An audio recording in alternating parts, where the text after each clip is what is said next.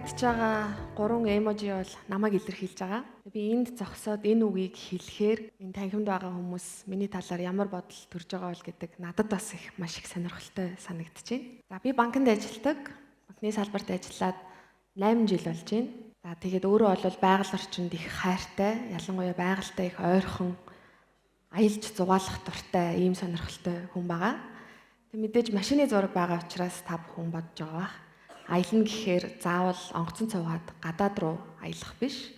Монгол орныхоо үзэсгэлэнтэй байгалийн тогтоц гоётой ийм газруудаар аялж зугаалах сонирхолтой ийм хүн байгаа. Яг ингээд Монголынхон сайхан байгальд аялаад явж байхад Монгол орны өнцөг булан бүрт амьдарж байгаа олон ястан үндэстнүүдийн өв соёл, ёс заншил, за тэгээ нүүдлийн соёл, аж ахуй ямар их одоо суралцах зүйлтэй те үр хойч үедээ бас олон зүйлүүдийг сургамж болсон ийм зүйлүүд байд юм бэ гэдгийг харж биширж явдаг.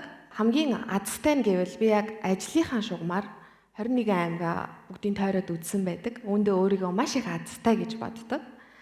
За доктортой хөгжөөл, доктортой санхүүжилтийн тухай асуудлуудыг орон нутагт харилцагч нарттай, иргэдтэй, малчидтай ярилцаад явах ийм боломжийг бол бүрдүүлээд 21 аймгаараа яваад үзсэн байдаг юм аа энэ хугацаанд. Тэгэхээр хаан банкны хувьд бол сум, суурин бүх газар салбар нэгжтэй та бүхэн мэдж байгаа. Тэгээд сүүлийн 2 жилийн хугацаанд бид бизнес төвүүдийг 21 аймаг Улаанбаатар хотод бол эрчимтэй нээсэн. Тэгэхээр эдгээр бизнес төвүүдээрээ дамжуулаад бизнес эрхлэгчтэй илүү ихтгэлт зөвлөгч нь байж ажиллах. За ялангуяа бизнесүүдээ ногоон шилжилт рүү хөрвүүлэх, ногоон санхүүжилтийг хүртээмжтэй болгох эдгээр ажлуудыг эрчимтэй хийж явсан байгаа.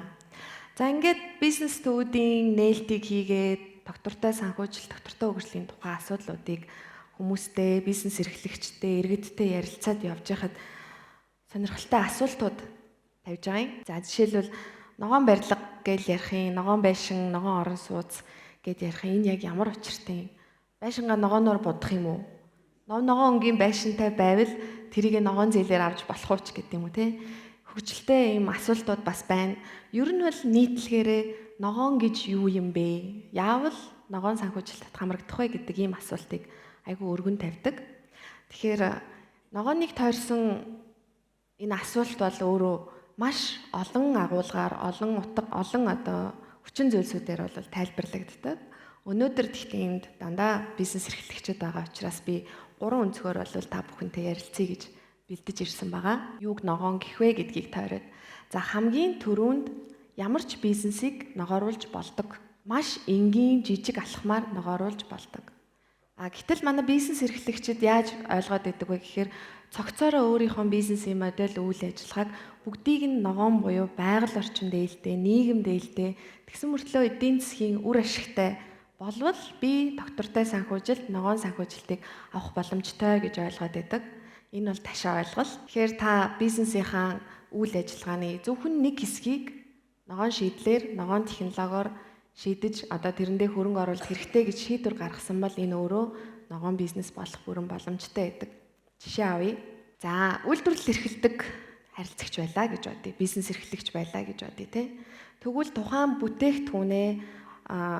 бүтээгдэхүүнийхэн сав баглаа боодлон өөрөө дахин боловсруулагдах боломжтой, байгаль орчинд ээлтэй, хүний эрүүл мэндэд хор нөлөөгүй ийм одоо сав баглаа боодлын шийдлийг сонгосон байх юм бол энэ өөрөө ногоон шилжилт мөн.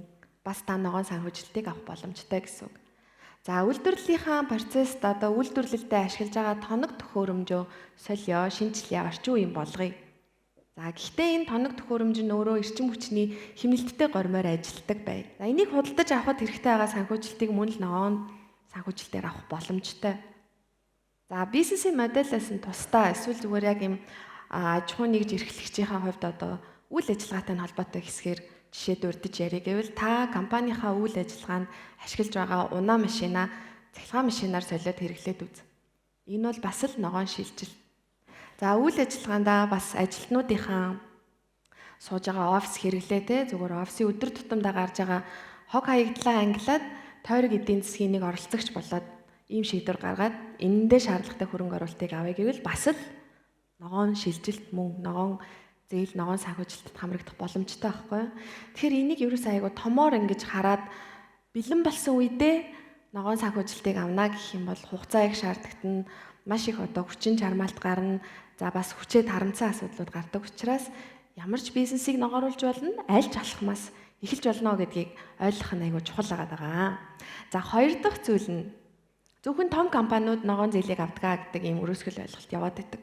Гэтэл ногоон санхүүжилт, доктортой санхүүжилтэд хамрагдахад ямар нэгэн хязгаарлалт байхгүй, ямар нэгэн том жижиг одоо эсвэл олохгүй гэсэн зүйл бол байхгүй.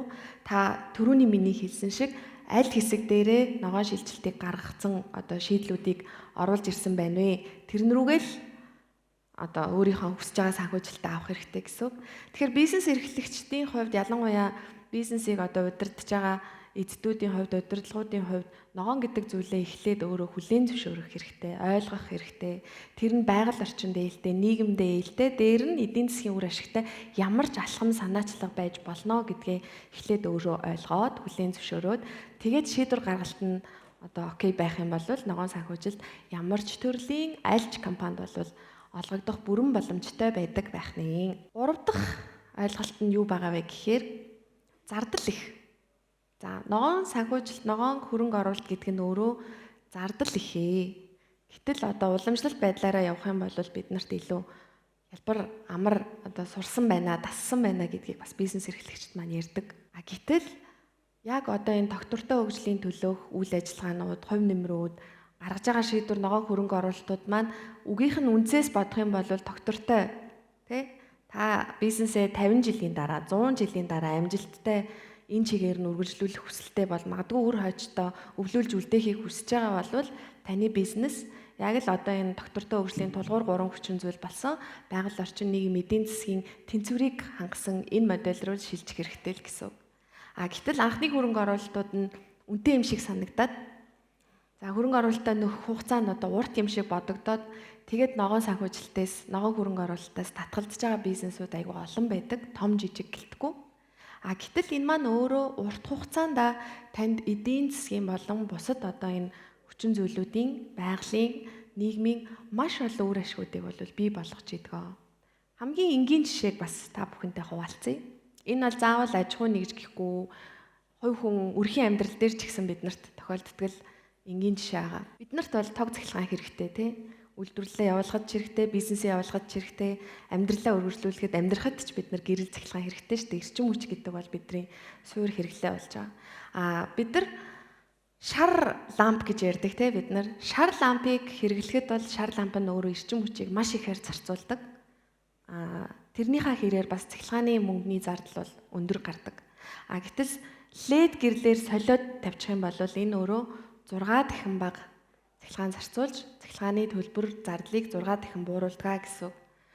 Тэгэхээр эдийн засгийн хувьд ч гэсэн маш их одоо эерэг нөлөөг бол авчирж байгаа зүтэй тий. Тэгэхээр өрхийн хувьд энийг шийдвэр гаргахад бол амархан штэ. За айлын эзэгтэй би цахилгааны мөнгөн дээрээ хэмнэлт гаргамаар байна. За шараасаа татгалзаад LED гэрэл тавьчих. Сарын дараа би арай бага цахилгаан зарцуулсан байна. 2 сарын дараа дахиад хэмнэлт дүүснэ, 3 сарын дараа хэмнэлт дүүснэ. Энэ нэг их мэдрэгдэхгүй байгаа юм шигээр өнгөрч болно бидний амьдралд өрх гэрийн хувьд. Гэтэл бизнес эрхлэгчийн хувьд ашиглаж байгаа тог цахилгаан, хэрэглэж байгаа энэ лампны тоо ширхгээс хамаарат энэ маань санхүүгийн хил рүү орчуулад үзэх юм бол бас тодорхой хэмжээний тоо гардаг. Тэгээд зарим харилцагчид маань зөвхөн одоо эрчим хүчний хэмнэлттэйгээр бизнесийн модельд шилжүүлэх гэсэн юм гэдэг ийм хувилбар саналуудыг бидэнтэй зөвшөлдсөд зөвхөн одоо тог цахилгааныхаа хэмнэлтийг гаргах үүднээс лампуудыг солиод үзэхэд жилдээ 2.5-аас 3 сая төгрөгийн цахилгааны хэмнэлт гаргасан бизнесүүд байна. Бас бид нар яг хаан банкны хувьд өөрсдөө ч гэсэн энэ чиглэлийн одоо зээл бүтээгдэхүүнүүдийг харилцагчдаа санал болгож байгаа учраас өөрсдөө туршиж үзье, үйл ажиллагаанд нэвтрүүлье. Тэгээд сорил бэрхшээлүүд нь юу байдгийг тэрийг мэдж агаад харилцагч нартаа бас тайлбарлах, ихтгэлт зөвлөгчийнхээ үүргийг гүйцэтгэх яг гэдэг ийм санаачлалыг гаргасан. Тэгээд та бүхний мэдж байгаа бол Улаанбаатар хотод байдаг Хүүхдийн зууд байралтай манай Soul Office гэж нэртэй төв офисын барилга байгаа. За тэр маань бол одоо маш олон жилийн настай хуучны барилга, та бүхэн мэдэх бах. За энэ дээр бид нар сэргээгт эрчим хүчийг ашиглах ийм төслийг бол санаачлан хэрэгжүүлсэн. Тэгэхээр тухайн барилгын гадна фасад болон дээвэр дээр нь нарны автангуудыг байрлуулж өгсөн. За ингээд байрлуулахаар сэргээгдэх эрчим хүчээр тухайн тэр барилгынхаа 22 хүртэлх хувийг эрчим хүчийг бол сэргээгдэх эрчим хүчээр хангаж байгаа юм. Тэгээд энэ анхны хөрөнгө оруулалтаа бид нар 6-8 жилд нөхөх боломжтой гэдэг тооцоолол гарсан.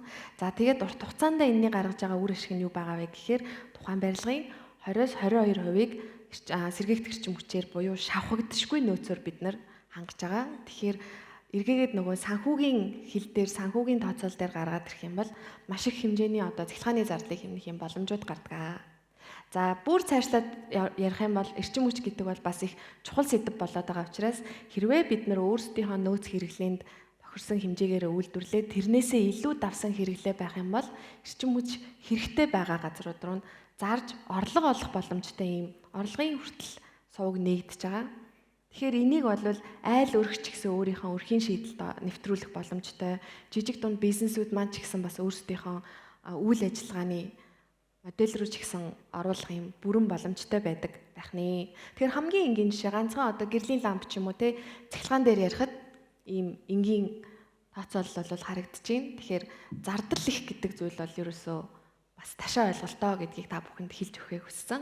Урт хугацаанд энэ бол маш их үр ашгийг авчирдаг. Хамгийн гол нь манай бизнес эрхлэгчид маань ногоон гэдэг, доктортой гэдэг ойлголтоо зөвөр нь ойлгоод аль хэсгээсээ эхэлж болох вэ гэдгээ бас эрэл хайгуул хийгээд шийдээд за тэгээд ярины ихэнд дурддагчээсэн 21 аймагт Улаанбаатар хотод бизнес төвүүд гэж нээгдсэн байгаа хаан банкны хувьд. Тэгэхээр та хаана ямар хэр хэмжээний бизнес эрхэлдэг байхаасаа үл хамааран биднийг зориод ирээрээ тэгээ хамтдаа суугаад ярилцаад таны бизнесийг одоо аль хэсгээс нь эхэлж ногооруулж болох вэ гэдэгт дээр хамтдаа шийдэл гаргалгаа болоод ногоон санхүүжилтээр өөрийнхөө бизнесийг тэлж, өргөжүүлж бас ногоон руу шилжүүлэх бүрэн боломжтой байгаа. Тэгэхээр жижиг дунд бизнес эрхлэгчид гэдэг одоо энэ бизнес эрхэлж байгаа бүлэг маань бол яг одоо Монгол улсын эдийн засгийн хамгийн одоо том бас олон оролцогч тоглогч нар маань байж байгаа. Тэгэхээр бидний өнөөдрийн хөндөд байгаа уур амьсгалын өөрчлөлт, доктортой хөгжил, ногоон шилжилт гэдэг энэ зүйлүүд рүү бол хамгийн их хувь нэмрээ оруулах боломжтой юм эдийн засгийн томоохон оролцогч талууд гэж харж байгаа. Тийм ч учраас хамтдаа энэ ногоон руу шилжихийн тулд та бүхэнд илүү ойрхон ажиллахын тулд хаан банкны хувьд ийм олон бизнес төвүүдийг нээгээд ойртож ажиллахаар хичээж байгаа. Ойлголтоо нэгтгээд тойрог эдийн засаг, ногоон эдийн засгийг хөгжүүлэх энэ үйлдэл бол хамтдаа явахыг хичээж байгаа. За тэгэхээр та бүхэн маань зориод хүрээд ирээрээ тэгээд хамтдаа ярилцаа шийдлүүдийг олцгоё. Тэгээд доктортой ирээдүйн төлөө хамтын өсөлт төгөлдөр баярлалаа.